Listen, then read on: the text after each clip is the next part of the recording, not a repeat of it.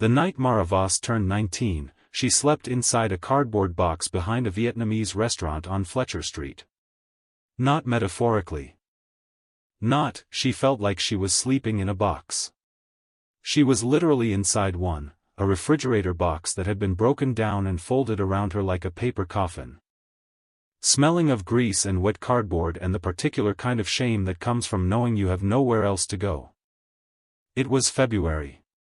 The kind of February that Philadelphia saves for people it wants to break. She had $17 in her coat pocket. A phone with a cracked screen and 12% battery. And a bruise along her left cheekbone that was still yellow-green, almost healed, but not quite, which somehow made it look worse. Like something that should have faded by now but refused to. She lay there staring at the inside of the box, listening to the city breathe around her, the distant sirens, the groan of a dumpster lid. Someone laughing far away at something she would never know, and she thought, how did I get here this fast? Because 6 months ago, she had been somebody's daughter. She had eaten dinner at a table. She had slept in a bed. And then she hadn't. That's the thing about falling. It isn't always slow. Her mother had always said Mara inherited her grandmother's stubbornness. Said it like it was a curse. Maybe it was. At 17, Mara had told her stepfather, a thick-necked man named Dale who smelled like mentholated cigarettes and correction, that she would not be quiet anymore. About what he was doing. About what her mother refused to see. She said it calmly, the way you say something you've been rehearsing in the mirror for 6 months. Dale looked at her mother. Her mother looked at the floor. That was the answer. Mara lasted in the house another 14 months, not because anything improved, but because she had nowhere to go and no money and she was still in high school. Surviving on the discipline of small goals. Graduate. Save money. Leave. She graduated. She'd saved $411 working weekends at a hardware store. And she left. The first month went fine. She rented a room from an older woman named Patricia who had cats and strong opinions about recycling. Mara worked 2 jobs, one at the hardware store, one clearing tables at a diner on Chestnut Street. Then Patricia had a stroke and her daughter sold the house in 3 weeks. Then the diner closed. Then Mara's hardware store cut hours because of a pipe burst that flooded the back half of the building. It happened so fast. Each thing alone would have been survivable. Together, they were a flood. By September she was in a shelter on Kensington Avenue. By November the shelter was full most nights and she was sleeping in her friend Dina's car. By December, Dina moved to her boyfriend's place in Baltimore and needed the car. By February, Mara was behind the Vietnamese restaurant in a refrigerator box. She wasn't an addict.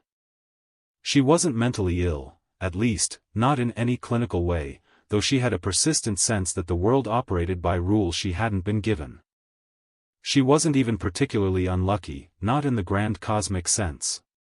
She was just 19, alone, and the margin between okay and not okay had turned out to be smaller than anyone ever tells you. During the day she walked. That was her strategy. Walking kept her warm and gave her the appearance of having somewhere to be. She'd spend hours in the public library, using the computers, drinking the weak coffee from the vending machine. Reading things she didn't always understand but absorbed in pieces, metallurgy textbooks she'd pull from shelves at random, art history books with glossy plates, engineering manuals. She'd always liked knowing how things were made. How raw materials became objects. How something useless became useful through the right kind of pressure. She just didn't know yet that this habit of mind was about to save her life. It was Councilwoman Adrienne Park's Community Revitalization Office that put out the listings. Every spring the city posted a batch of distressed properties, abandoned buildings in declining neighborhoods, for sale at nominal prices, sometimes as low as $1. To qualified buyers who could present a renovation plan. The idea was to get life back into dead spaces. Most of the properties sat unlisted for months. Nobody wanted them. The renovation costs alone were prohibitive. Mara found the listing on a library computer at 2:47 on a Tuesday afternoon in the middle of March. 718 Harker Street, former blacksmith and metal fabrication shop. Operating until 1987. Listed as is. Sale price, $1. Buyer must present 90-day renovation plan to City Development Office. She almost scrolled past it. She had been looking at the listings for weeks, not because she thought she could actually buy anything, but because looking at things felt like practice. Like she was rehearsing being someone who had options. But something stopped her on this one. She went back and read it again. A blacksmith shop. She thought about all those metallurgy books she'd pulled from shelves for no reason she could name. She thought about the hardware store, how she'd always gravitated toward the raw materials section, the bolts and rods and metal sheeting. How she'd ask the older guys questions about tensile strength and heat treatment until they either educated her or told her to go stock shelves. She wrote down the address on the back of a receipt.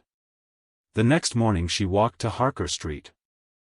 It was in Franklinville, a neighborhood that had been depressed so long it had achieved a kind of grim equilibrium.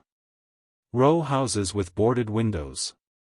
A corner store with bulletproof glass and a kind owner named Mr. Anand who gave her a cup of tea when she told him she was looking at the old shop. "Burnett's place," he said. "Been closed since before I came here. Old man who owned it died, his kids didn't want it. City took it for taxes. Is there anything inside?" Mr. Anand shrugged. "Police checked it once, maybe 5 years ago. Nobody goes in there."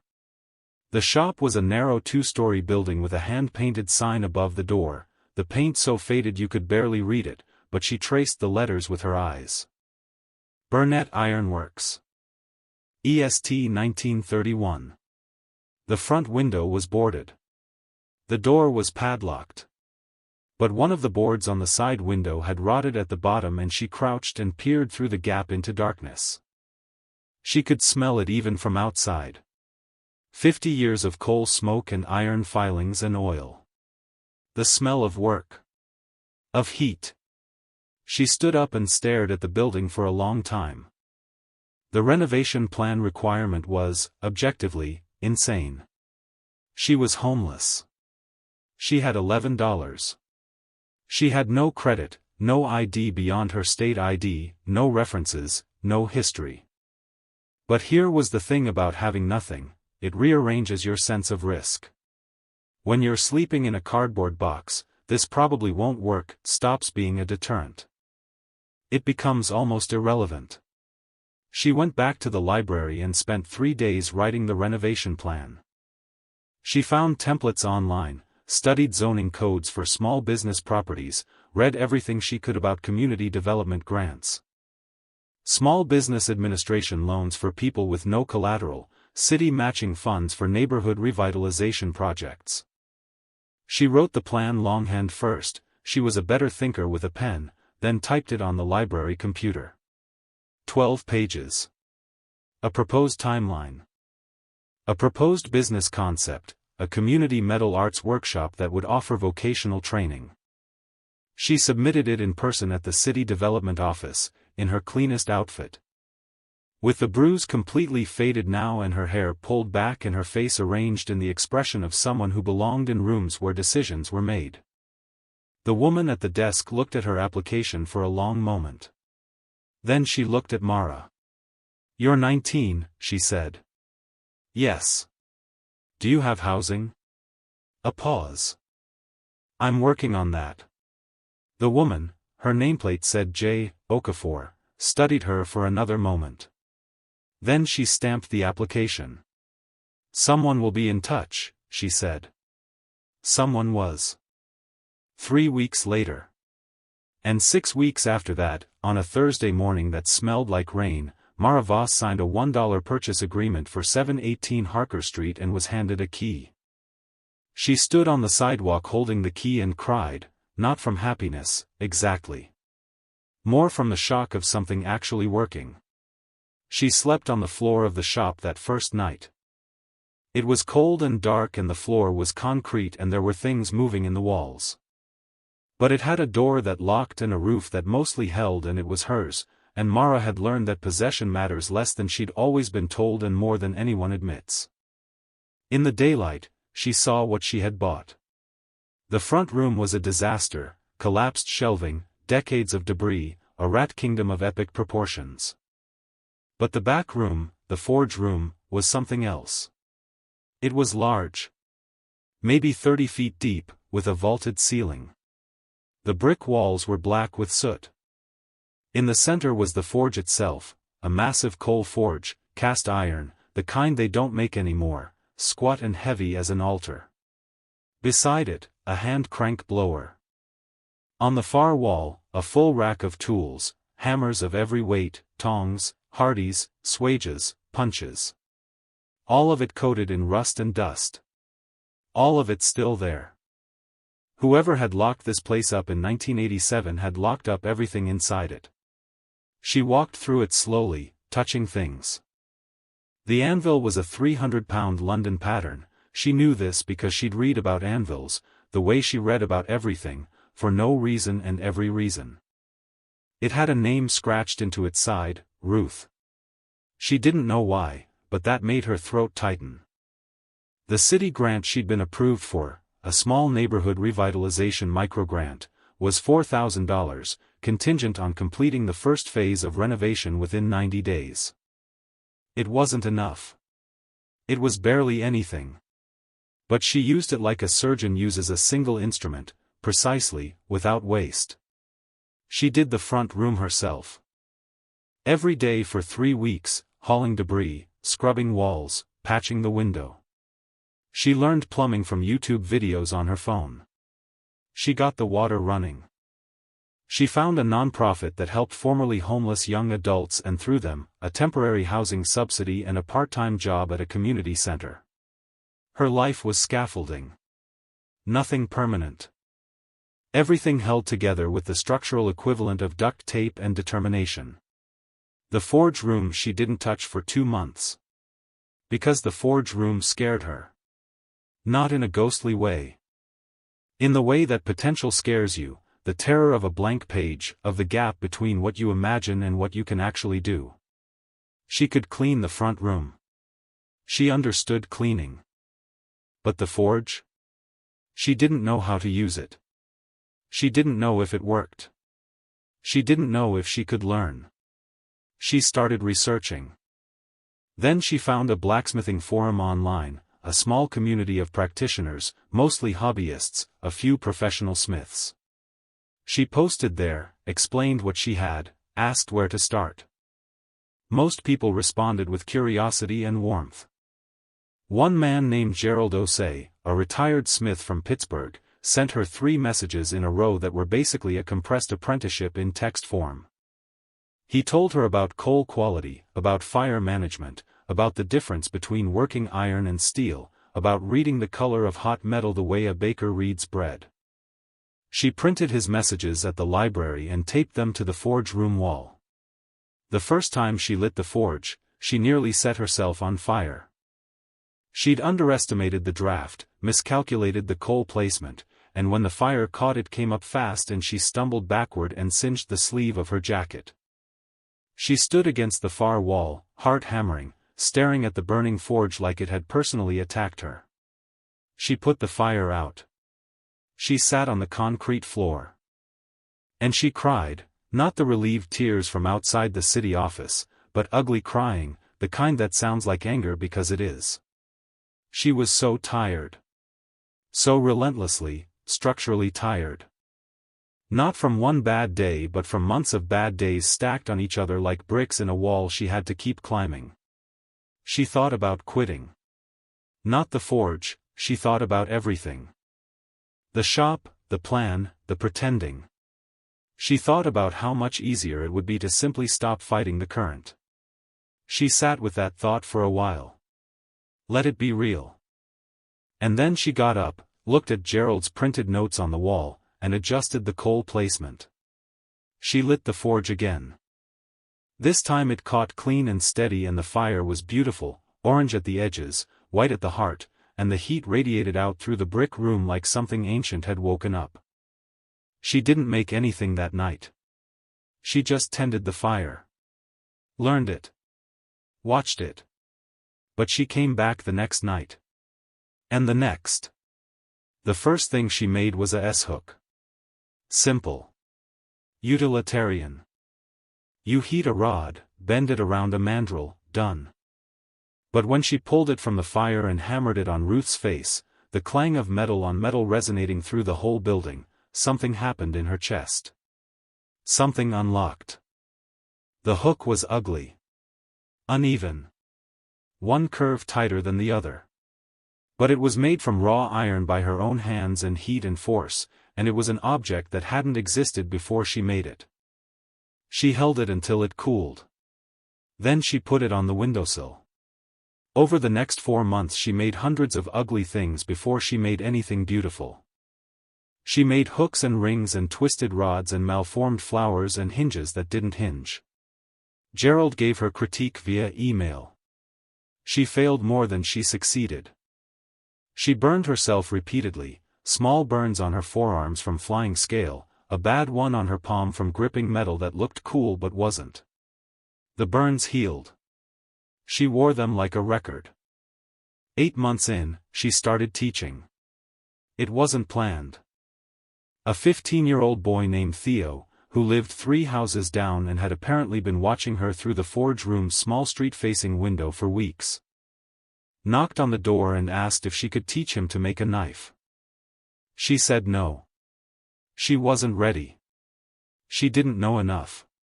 He came back the next day and asked again. She said she'd think about it. He came back the day after that. She let him in. Theo was the kind of kid who moved like he was waiting to be told to leave somewhere, always slightly sideways, always watching exits. She recognized the posture. She didn't comment on it. She just handed him a pair of safety glasses and told him where to stand. He was a natural. Not in the romantic way, not instantly gifted, but in the way of someone who'd never been given a physical language for their interior life and suddenly found one. He focused in the forge room the way he clearly couldn't focus anywhere else. 3 weeks after Theo started, a 22-year-old woman named Priya came in asking about the community workshop she'd seen mentioned in a neighborhood newsletter. Mara hadn't known there was a neighborhood newsletter. She let Priya in. Then 2 more people. Then 4. The turning point wasn't a dramatic singular moment. It was more like a tide coming in. Each week the water was a little higher and she kept thinking it might recede, and it didn't. But the real turning point, the one she would talk about later, when she had the words for it, happened on a Tuesday in November. She was cleaning out the last section of the forge room she'd never fully excavated, a deep storage alcove behind a collapsed shelf, and she found a box. A metal box, locked, about the size of a shoebox. Heavy. Rusted shut rather than locked, she realized when she examined it. She pried it open with a flat chisel. Inside, a leather-bound journal. A bundle of letters tied with twine. A small hand-forged iron key. And underneath those, wrapped in oilcloth, a set of drawings, architectural drawings, technical specifications, dense with notation. The journal belonged to a woman named Eleanor Burnett. Mara sat in the alcove and read for 2 hours without moving. Eleanor Burnett, she learned, was the daughter of the man who'd founded the shop, James Burnett, who'd established Burnett Ironworks in 1931 during the Great Depression. Eleanor had taken over the shop in 1959 when James died, and had run it until 1987. 28 years. Eleanor's journal covered the last decade of the shop. It was not a sentimental document. It was precise and analytical, records of commissions, material costs, apprentice wages, but between the ledger entries were passages of extraordinary clarity and feeling. November 14, 1981, a woman came today asking if I was really the one who did the ironwork on the Callaway Building commission. She seemed disappointed that the answer was yes. I have learned that people are often disappointed by the reality of who made a thing they love. They prefer the maker to be someone more expected. I have learned not to care. March 3, 1984, turned down the bid for the Transit Authority contract. Too large a commission for 2 smiths and an apprentice. Calvin thinks I am being foolish. I think I am being honest about what we are. August 22, 1986, realized today that I have been teaching this whole time without knowing it. Every commission, every apprentice, every mistake corrected and explained, I have been building something that is not made of iron. I don't know what to call it. Mara read that last entry 3 times. The technical drawings.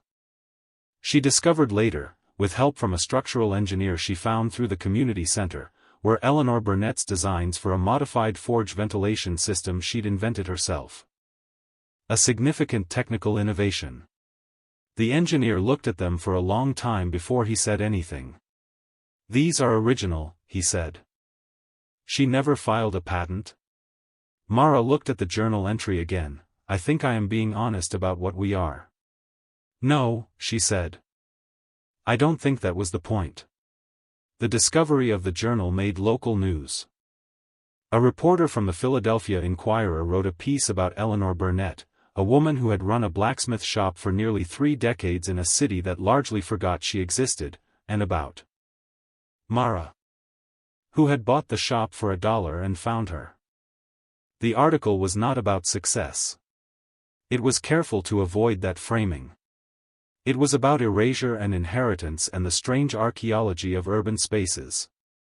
It was about what gets left behind in buildings people walk past for 30 years without entering. The article changed things. Not in a tidal wave way.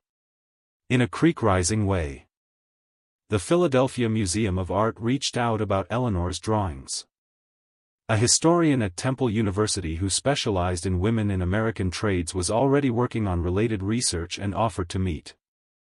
A small metalworking supply company in Maryland sent Mara a donation of materials worth $800 because the owner's grandfather had known James Burnett. More students came to the workshop. More importantly, and this took Mara longer to understand, she started becoming a different kind of person. Not a better person in a motivational poster sense. A more precise person. Someone whose character had been refined by contact with difficulty, the way metal is refined. The impurities burned off. The essential structure clarified. She was harder in some ways. More impatient with her own weakness, quicker to name fear for what it was rather than letting it pose as practicality. But softer in the ways that had always been closed off in her, more willing to accept help without treating it as defeat, more able to say I don't know and remain in that uncertainty without panic. The workshop started generating modest income, not enough to live on alone, but enough to matter. She applied for a community arts grant and received it. She hired Theo, now 16, as a junior apprentice, paying him a small wage, and watched the sideways posture gradually straighten. Her mother called in January of that year. Mara let the call go to voicemail. She listened to the voicemail twice. Then she called back. The conversation was not healing. It was not resolution. It was 2 people circling something very large and painful, choosing their words carefully, not yet ready to reach in. But it was a beginning. And Mara had learned, from the forge, from Eleanor's journal, from 2 years of making things that took longer than expected, that beginnings were enough. You don't need to finish everything today. She was still in the building on Harker Street. She'd built out the upper floor into a modest living space, sparse but real. With a wood stove and a bookshelf and the single ugly S-hook on the windowsill that she'd made on her 3rd night with the forge. She'd thought about throwing it away many times. She never did. The iron key. She'd almost forgotten it, set it aside when she found the journal and the drawings and the letters, which had kept her occupied for months. The letters turned out to be correspondence between Eleanor and her own apprentice from the 1960s, a young man named Marcus Webb who'd left Philadelphia to study engineering and eventually became a fairly respected structural engineer in Atlanta. Some of the letters were practical. Some were almost philosophical. They revealed a mentorship of unusual depth, built over years of standing at the same anvil. The key was small. About 3 inches. Hand-forged, she could see Eleanor's style in it now, having studied her technical drawings closely enough to recognize her hand. A clean, precise aesthetic.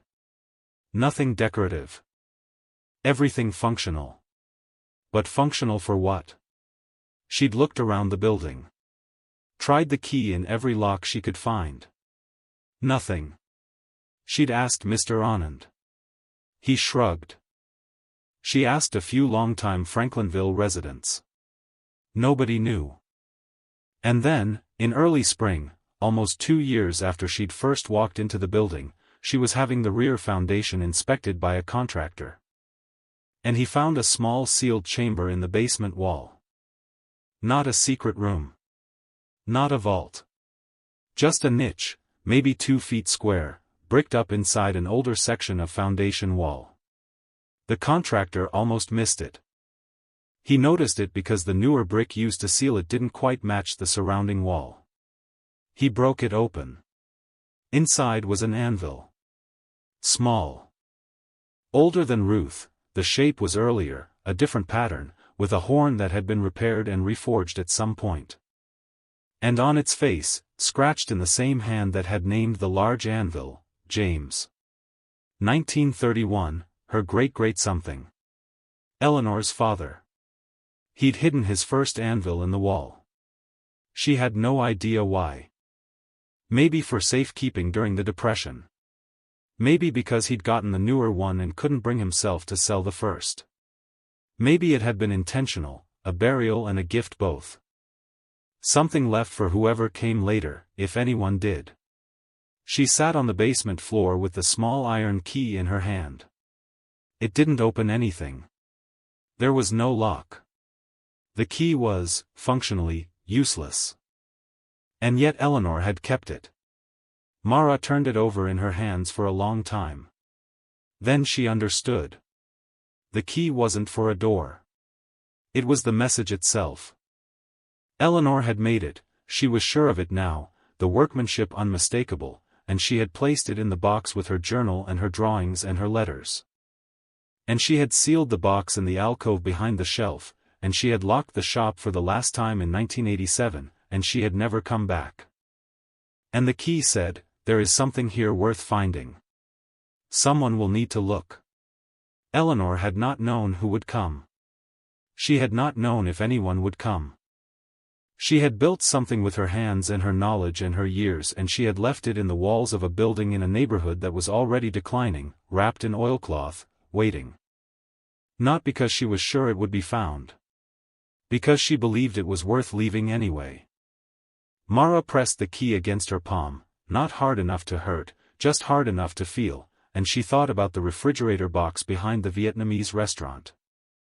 About the night she'd lain in it thinking, how did I get here this fast? About all the mornings she'd walked to the library because walking felt like having somewhere to be. About the metallurgy books she'd read for no reason she could name. No reason she could name then. She put the small anvil next to Ruth in the forge room. Put the key on the windowsill next to the S-hook. 2 things made by hand that were worth keeping. Mara Voss was 22 years old when she gave her first public talk, not at a conference or a university, not yet, though those would come later. She gave it at the Franklinville Community Center, to maybe 40 people, on a folding chair in a room that smelled like old coffee and floor wax. She didn't talk about success. She talked about Eleanor Burnett, who had run a blacksmith shop for 28 years and left drawings no one had ever seen. She talked about James Burnett, who had hidden his first anvil in a wall during the worst economic catastrophe in modern history. Presumably because he believed, against all available evidence, that things were worth preserving. She talked about the forge.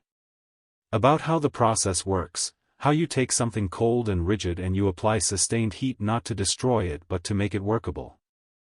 How the goal is never to melt it.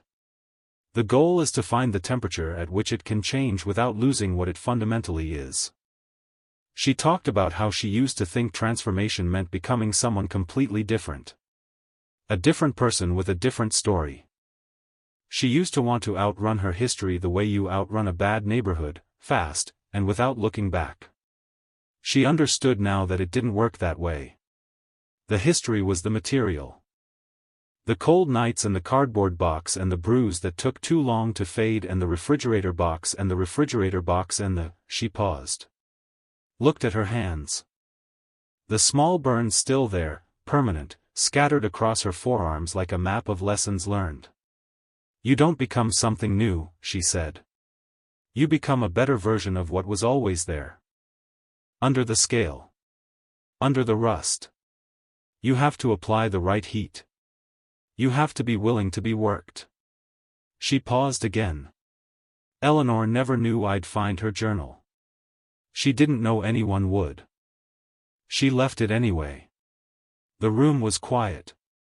She left it anyway. Theo was in the back of the room, sitting sideways in his chair the way he still sometimes did when he wasn't paying attention to his own posture. But his eyes were completely straight and completely present, fixed on her with the expression of someone hearing something they needed.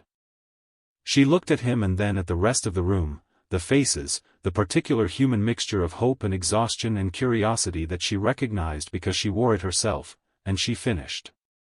Whatever you're making, with your life, with your work, with your pain, someone might need it later. Someone you'll never meet. Someone who hasn't been born yet, maybe. You don't need to know who. You don't need to know if they'll come. She picked up the small iron key from the table beside her. Held it up. Leave it anyway. She walked home through Franklinville afterward, past Mr. Anand's store where a light was still on, past the corner where someone had spray-painted something she couldn't read. Past the building at 718 Harker Street where the hand-painted sign, newly restored, letters sharp and clear, read Burnett Ironworks above and, in smaller letters below that she'd added herself, EST. 1931, continued 2024. Inside, the forge was cold and dark. Ruth the anvil was a solid shadow in the center of the room. On the windowsill. The S-hook and the iron key sat side by side in the faint light coming through the newly unboarded window, a window that now looked out onto the street instead of turning its back on it. She did not go in. She stood outside for a moment and looked at the building the way she had the very first time, with the feeling of standing at the edge of something enormous and unknowable. Not sure whether to be afraid. The difference was, she knew now that she'd go in tomorrow. She always went in tomorrow. There is a building in your city, abandoned, overlooked, locked up and written off, that contains something no one has found yet. The question is not whether it's worth finding. The question is, are you the one willing to break open the wall and look?